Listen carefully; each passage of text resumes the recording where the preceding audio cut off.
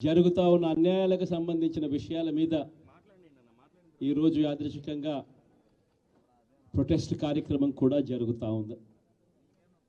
ఈ కూటమి ప్రభుత్వం వచ్చి దాదాపుగా 10 నెలలుగా వస్తూ ఉంది.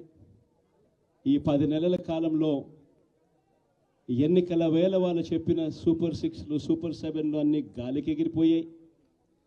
వ్యవస్థలన్నీ కూడా చదువులు కానీ, వైద్యం కానీ, గవర్నెన్స్ కానీ, వ్యవసాయం కానీ ఏది చూసుకున్నా కూడా వ్యవస్థలన్నీ కూడా నిర్వీర్యమైపోయిన పరిస్థితులు కనిపిస్తూ ఉన్నాయి.